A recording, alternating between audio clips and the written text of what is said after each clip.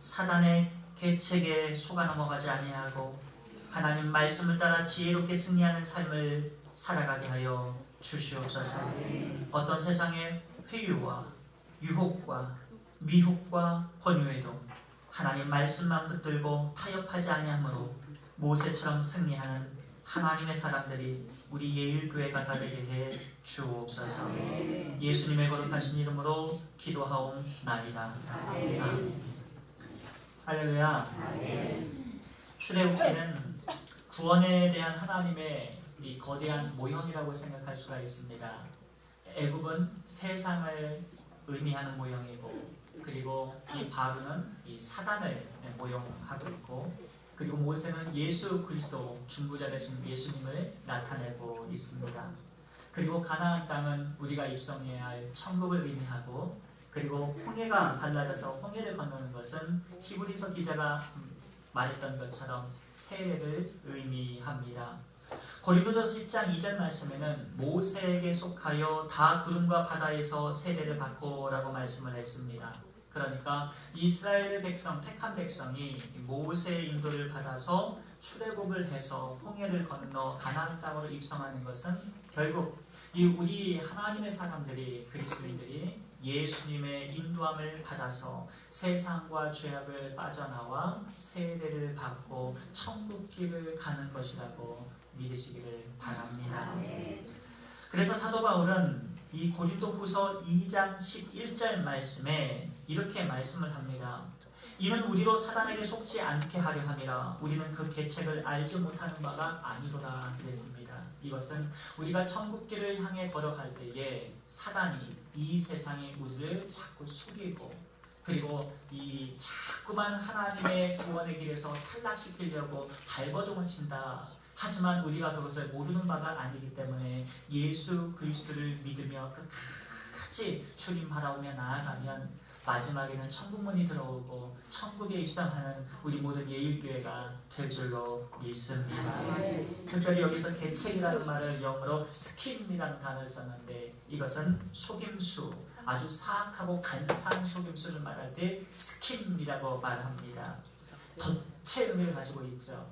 그래서 오늘은 이 사단의 간사한 속임수를 우리가 좀 살펴보고 우리가 어떻게 신앙생활을 해야 될 것인가, 오늘 바로와 모세의 거대한 영적 전쟁에서 어떻게 우리 예수 그리스도를 믿는 우리 예일교회가 어떻게 신앙생활을 해야 될 것인가에 관하여 살펴보고자 합니다. 오늘 말씀을 통해서 사단의 계책을 다 분별해내시고, 그래서 끝까지 믿음으로 승리하셔서 천국에서 우리 모두 다 만나는 그런 하나님의 백성이 되시기를 축원을 드리겠습니다. 첫 번째, 우리는 사단의 간사한 속임수를 좀 살펴봐야 됩니다. 모세가 내 백성을 가게 하라는 하나님의 말씀, Let my people go, 이 하나님의 백성을 가게 하라라는 그러한 말씀을 증거했을 때에 바로의 마음이 강팍해졌다고 성경은 말합니다. 그래서 자기의 마음을 강팍하게 해서 불이 나서 이 하나님의 말씀에 불순종을 하게 됩니다.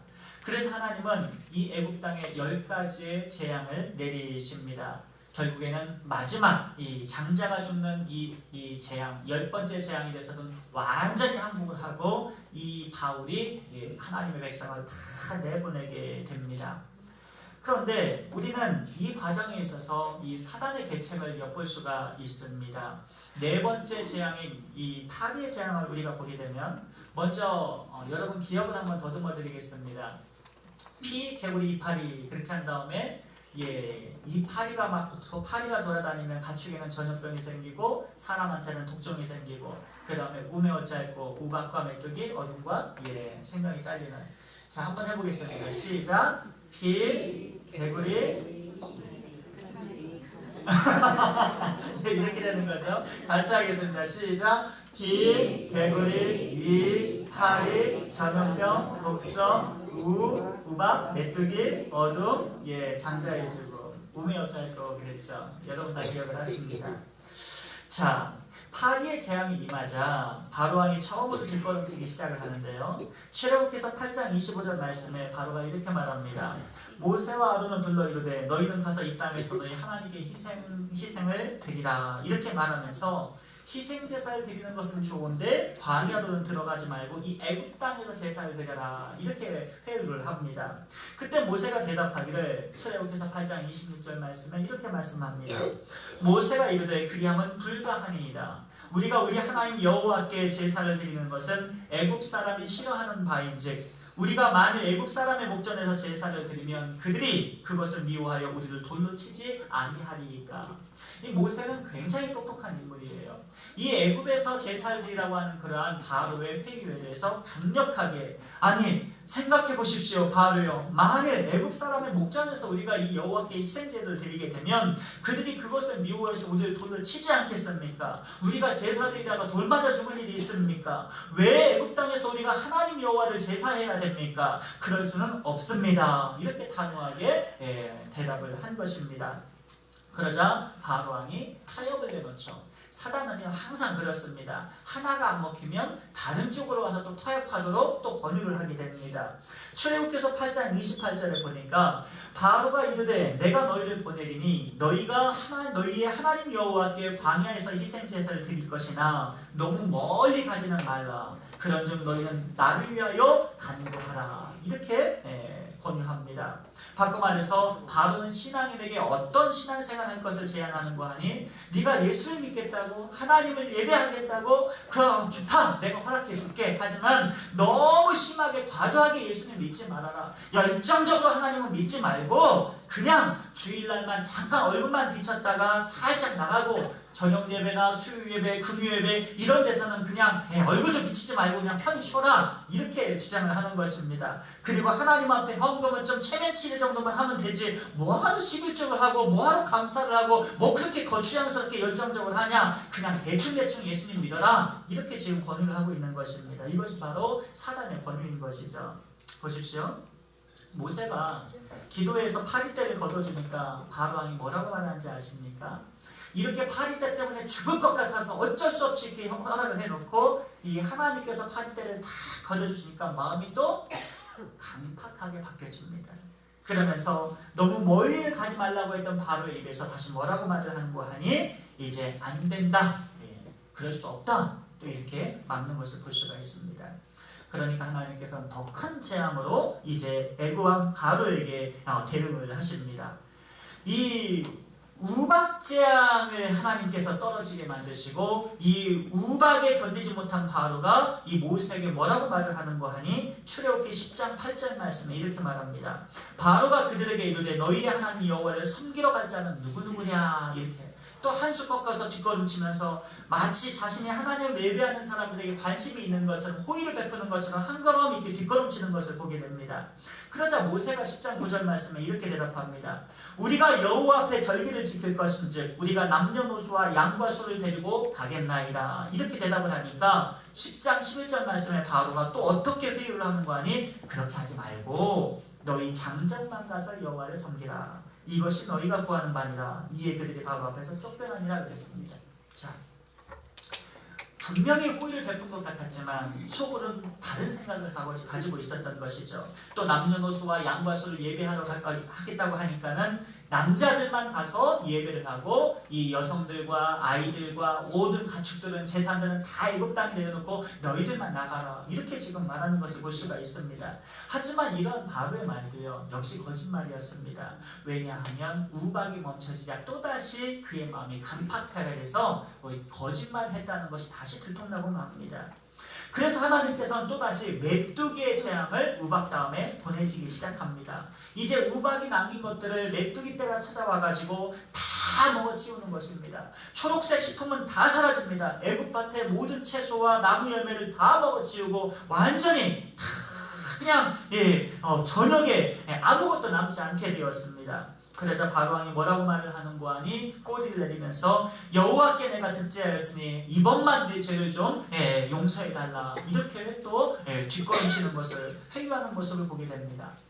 그러니까 이 사단의 전략은요, 사단의 계책은 스킴은 무엇이냐면, 불리하면 꼬리 내리고 조금만 자기가 이렇게 들어볼 것 같으면 이게 성도를 물어뜯고 잡아먹으려고 하고, 어떻게 해서든지 하나님의 백성으로 하여금 하나님 제대로 예배 못 드리게 만들고, 세상의 노예로 만들고, 어떻게 해서든지 진정한 예배자로 못 만들게 만들려고 발악을 하는 존재가 바로 사단이라는 것을 볼 수가 있습니다. 여러분, 우리는 반대로 가야 돼요. 우리가 여러분 사단을 승리할 수 있는요, 영적 전쟁에서 승리할 수 있는 비결은 하나님 아버지밖에 없습니다. 예배밖에는 없는 것입니다. 예배 잘 드리면 세상을 이기는 것이고, 예배 잘 드리면 사단이 우리 앞에 쫓겨나가게 되는 것입니다. 예수님 잘 믿고 예수님 예배하고 예수님 이름으로 기도할 때에 어둠의 영이 쫓겨나가게 된 줄 믿으시기를 바랍니다. 그러나 반대로요, 만약에 우리가 그런 타협 안에서 완전히 타협을 해가지고 그래 대충 예배하고 예배의 실패자가 되고 저 세상에 이 사단의 마귀의 종로를 패버리게 되면 편할 것 같지만 평생 죽을 때까지 죄의 세상을 얽매여서 끌려다니는 인생밖에 되진 않습니다. 예수님께서 여러분 자유케 하셨으므로 예수님의 이름으로 영적 전쟁에서 승리하시길 원합니다. 여러분, 그렇게 해서 모세가 다시 하나님 앞에 기도를 하자 이 메뚜기 다음에 흑암의 권세가 쫙 애굽을 다 전역을 다 감돌기 시작했습니다. 아무것도 보이지 않는 거예요. 3일 동안에 애굽 전역 깜깜해서 가족끼리도 보이지도 않고, 불을 켜고 싶어도 어디 나가고 싶어도 나갈 수가 없는 거예요. 완전히 그냥 깜깜해서 아무것도 보이지 않게 됐습니다. 근데 저쪽에 이스라엘 백성들이 사는 고센 땅을 보게 되니까 경계를 딱 쳐가지고 거기는 광명이 환한 대낮인 거예요. 어떻게 이럴 수가 있는가? 참 놀랍지 않습니까? 하나님의 백성이 있는 데는 광명이 찾아오게 되고, 이 애굽에는 이 어둠의 권세가 지배하고 있으니 서로 고통스럽게 한 3일 동안이나 지내니 너무너무 힘들어서, 그래서 24절 말씀에 바로가 이렇게 말합니다.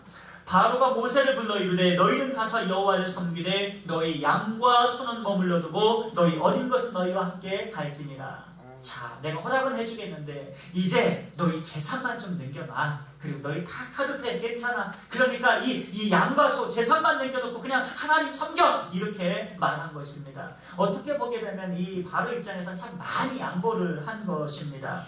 그런데도 모세가 뭐라고 대답을 하는고 하니 10장 25절과 26절 오늘 말씀에 이렇게 말씀합니다. 25절 26절 다시 한번 읽겠습니다. 시작.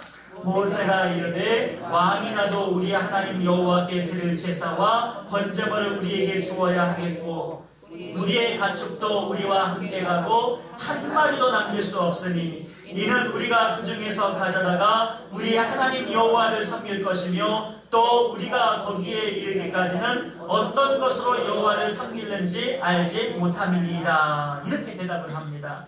그러니까 모세는요, 단 한 마리도 남길 수가 없습니다. 타협을 하지 않는 겁니다. 이게 왜 하나님의 것인데 왜 우리가 이걸 예굽에 남겨야 되고, 우리가 하나님의 말씀을 들어야지 우리가 왜 사탄의 바로의 이 당신의 말을 들어야겠습니까? 이러한 생각을 가지고 어쩌면 자기가 죽을 수도 있는 상황입니다. 바로가 흥분해서 내가 이렇게까지 양보했는데도 네가 내 말을 안 들어? 그렇지만 이 모세는 하나님 앞에서 떳떳하고 담대하고 끝까지 겸손한 모습으로 타협하지 않는 이 모세의 신앙을 우리는 보게 됩니다.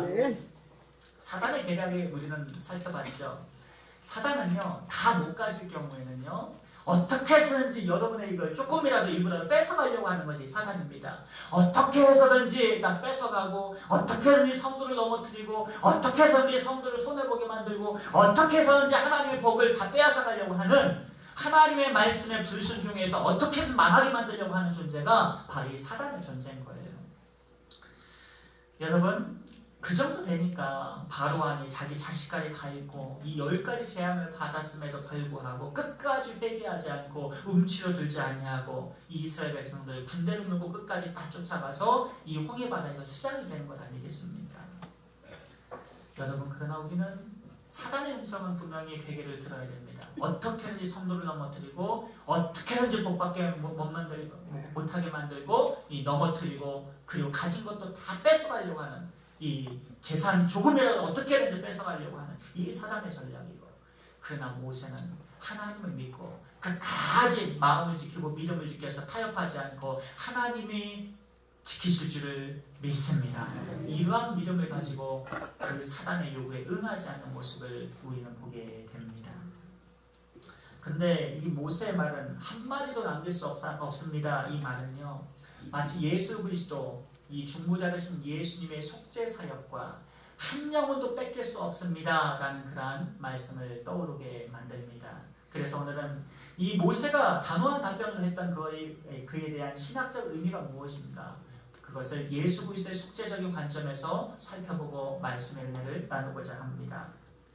첫 번째로요, 예수 그리스도의 속죄는 하나님의 택하신 영혼을 단 한 사람도 잃지를 않으십니다.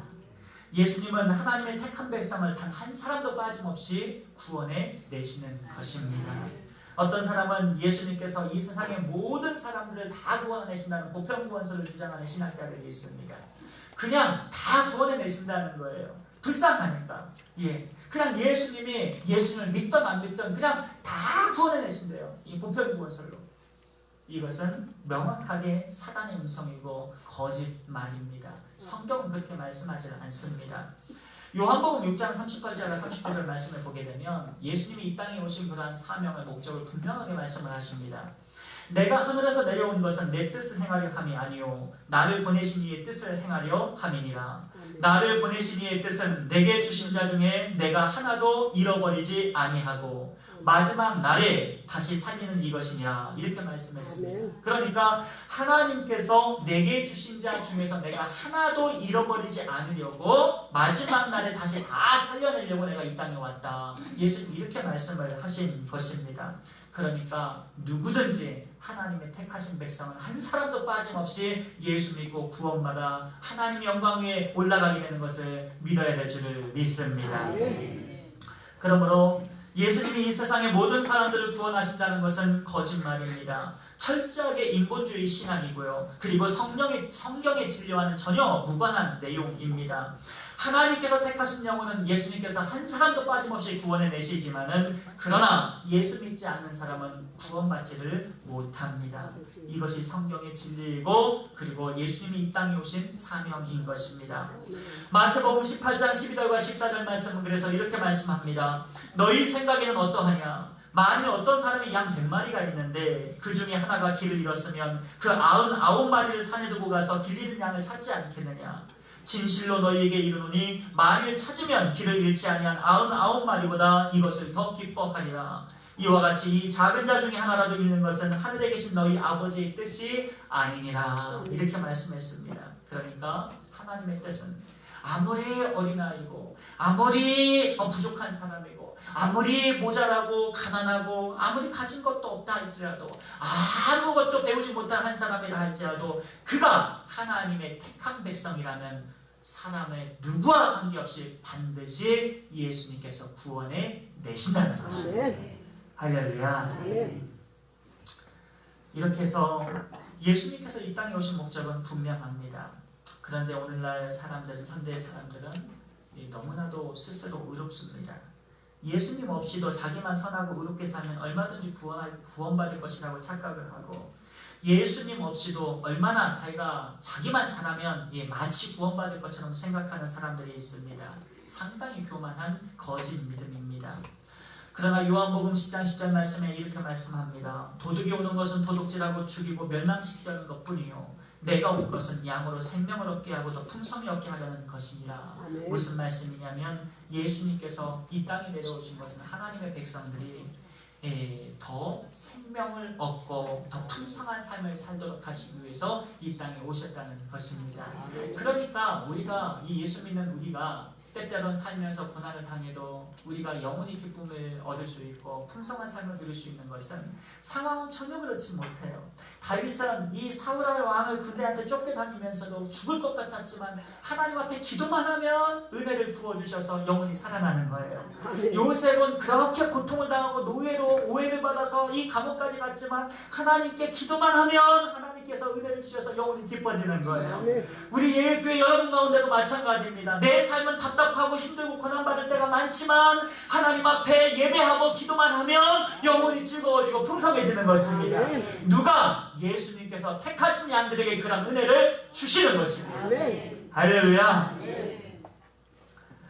그리고 하나님의 이 백성은 정확하게 한 사람도 빠짐없이 하나님의 작정하심에 따라 구원을 얻게 됩니다.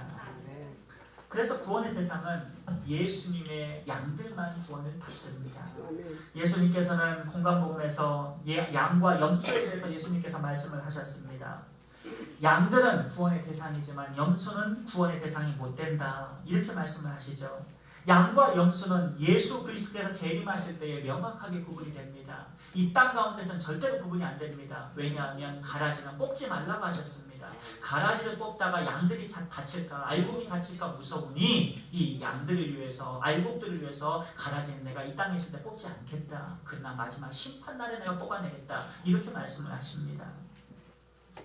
염소들은 마지막 날 지옥의 영벌에 들어가게 될 것이고 양들은 마지막 날 천국에 입성하게 될 것입니다.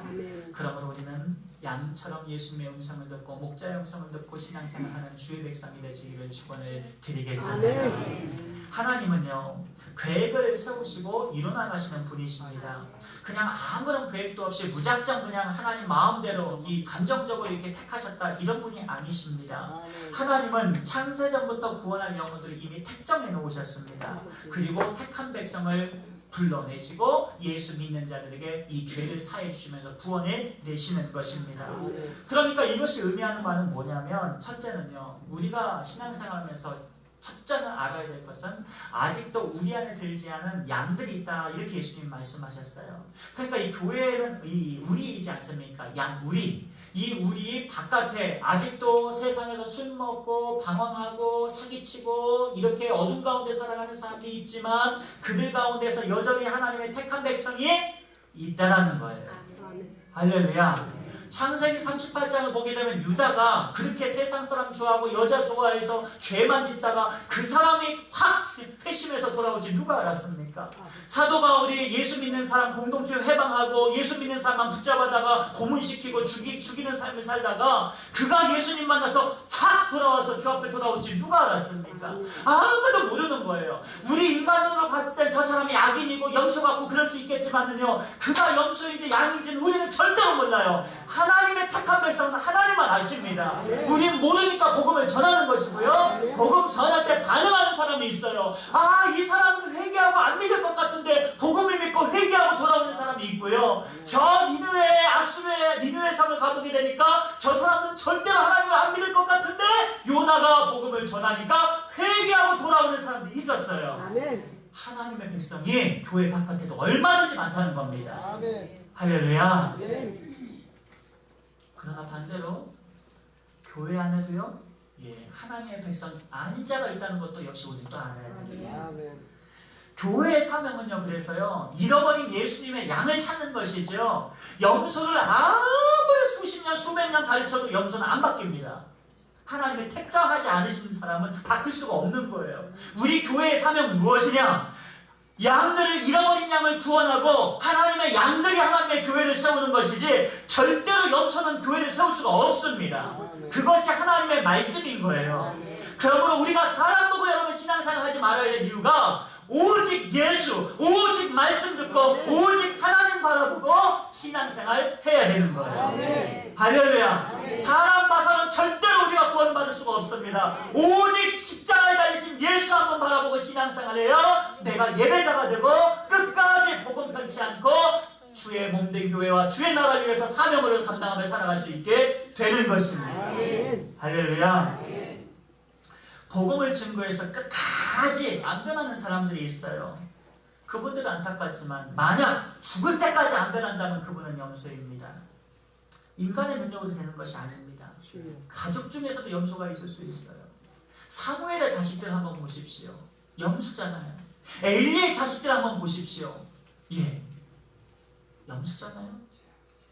아담과 하와가 창세기 3장 15절 말씀에 너 가운데서 여자의 후손이 나올 것이고 그 여자의 후손이 뱀의 머리를 짓밟게 될 것이고 뱀의 후손은 그 여자의 후손의 발꿈치를 넣을 것이다. 이러면서 3장 15절의 말씀에서 하나님께서 말씀을 하셨어요. 이 여자의 후손이 바로 예수 그리스도이십니다. 그리고 여자의 후손들이 바로 예수 믿는 그리스도인들이에요. 할렐루야. 이 아담과 하와가 오랫동안 기다린 거예요. 아하, 하나님께서 우리 가운데 씨 가운데서 이 여자의 후손을 주신다고 했으니까 기다리자. 마땅히 죽을 수밖에 없는 우리의 삶이지만 기다리자. 기다렸더니 카인이 탁 튀어나왔어요. 응애 하고. 당연히 아담과 하와는 어떻게 생각했어요? 여자의 후손, 메시아인 줄 알았죠. 그래서 내가 여호와로 말미암아 등남하였나이다 하면서 이시라는 단어를 써요. 히브리어요. 이것은 어린아이를 붙이는 이름이 아닙니다. 다 큰 성인한테 붙이는 그런 이름이에요. 이시, 내 몸 안에서 메시아의 후손인 여자의 후손 이시, 큰 메시아가 나왔다. 알고 봤더니 카인은 마귀 자식이었고 염소였던 거예요. 아벨이 하나님의 사람이었죠. 우리는 몰라요. 우리가 해야 될 것은 무엇이냐?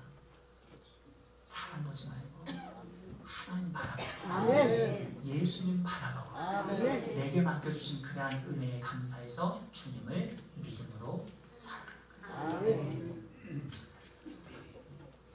또 한 가지 알아야 될 것은 하나님 백성 가운데에서 하나님을 잘 믿다가 교회에서 잘 신앙생활하다가 낭망해서 교회에서 떨어 나가신 분들이 있어요. 그분들은 염소가 아닙니다. 어쩌면 낭망해서 방황하는 양이 될 수 있어요. 길리는 양이 있을 수 있고요. 방황하는 양이 있을 수 있어요. 신앙생활 잘하다가 사람한테 하면 상처받아가지고 교회 못 나오시는 분들이 있어요. 그런 분들도 양입니다. 어쩌면 이 교회를 떠난 정도가 아니라 세상이 너무 좋아서 이 다 같은 데마와 알렉산더처럼 이 마귀의 소굴로 뱀의 소굴로 들어간 자들도 있을지 몰라요.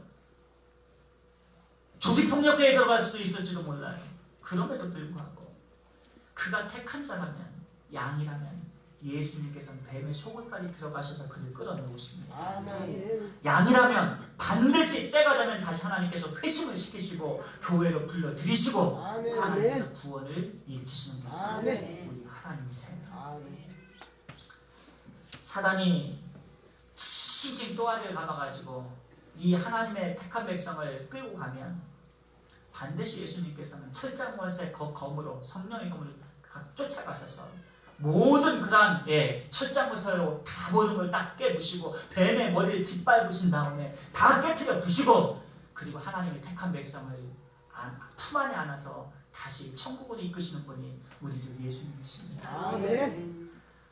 여러분, 그러므로 예수님이 하신 말씀, 내가 이 땅에 온 것은 양으로 생명을 얻게 하고 더 풍성히 얻게 하려는 것이냐, 이 말씀처럼 공부할 때 예수님을 부르짖으시고 힘들 때 예수님을 찾으셔서 주님으로 말미암아 풍성한 꼴을 먹고 영혼의 기쁨으로 승리하는 삶을 살아가시기를 축원을 드립니다.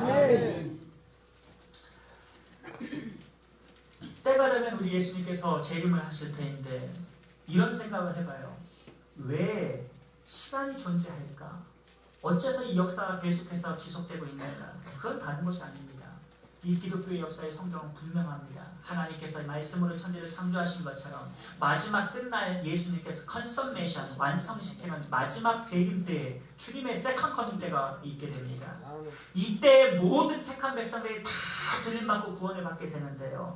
그때까지 이 새 하늘과 새 땅이 일어날 그때까지 하나님께서 시간과 역사를 지속시키시는 거예요. 그러면서 이 시간과 역사가 흘러가는 가운데서 택하신 백성들을 한 사람도 빠짐없이 예수님께서는 구원해 내십니다. 그리고 마지막 예수님의 마지막 때에 온갖 이 땅의 죄악과 부의와 탐욕은 하나님의 심판으로 그 마지막 끝을 보게 될 것입니다. 이것이 성경의 약속이고 우리 예수 믿는 그리스도인들의 간절한 소망입니다. 만약 여러분이 오늘 말씀을 듣다가 나는 정말 염소인가 양인가 염소인가 이런 생각이 잘 든다면 잘 모르겠다 어떡하지 이렇게 생각이 드신다면 그분은 아마 99.9% 양일 확률이 높습니다. 왜냐하면 염소는 절대로 구원에 관하여 여러분 관심을 갖지 않습니다. 염려하지 않습니다. 하나님이 누구이신지 예수님이 나에게 어떤 분이신지 내가 어떻게 하면 구원받을 것인지 그 하나님의 사역 전부 다 He has nothing to do with it more. 전혀 거기에 관심이 없는, 그것이 바로 염소입니다. 자기 의가 중요하고 자기 생각과 고집이 중요하고 자기 신앙관이 중요한 사람이 이게 염소지. 예수님이 중요하고 하나님의 뜻이 중요하고 이 하나님, 내가 하나님 앞에서 어떤 존재인지 중요하고 이런 분들은 100% 양일 확률이 높은 것입니다. 그러므로 늘 언제나 예수님을 바라보고 예수님으로 신앙생활하는 예일교회가 되시기를 축원을 드립니다. 두 번째로, 예수님의 속죄는 성도들이 지닌 어떤 것도 잃지 않도록, 하나도 뺏기지 않도록 주님께서 지켜주십니다. 우리 그리스도의 영과 육신은 모든 부분이 다 그리스도의 것입니다. 물론 어차피 우리가 이 땅에 아무것도 가져온 것이 없기 때문에 갈 때는 아무것도 갖고 못 갈 거예요. 그러나 우리가 이 땅에 육을 갖고 태어났고, 그리고 마지막에 우리가 육을 갖고 또 영으로 가게 되는데, 이 샤머니즘이나 이 범신론 쪽, 이 다른 쪽에서는요, 이 육에 대해서 보장을 하지 않습니다. 잘 보십시오. 일본의 신토이즘, 인도의 힌두이즘, 전부 다 영혼이 구원을 받는다고 말하지 육신이 부활한다고 말하는 종교가 없어요. 그러나 우리 기독교는요, 육이 부활하고 완전한 육과 영혼이 부활해서 천국으로 들어가게 되는 것입니다. 할렐루야. 고린도전서 6장 19절 20절 말씀을 보게 되면 여러분, 우리의 주인이 누구인지에 대해서 분명히 말씀하세요. 여러분의 육체 누구 것입니까? 여러분의 영혼이 누구의 것입니까? 사도 바울은 이 고린도전서 6장에서 이렇게 말씀합니다. 너희 몸은 너희가 하나님께로부터 받은 바 너희 가운데 계신 성령의 전인 줄 알지 못하느냐?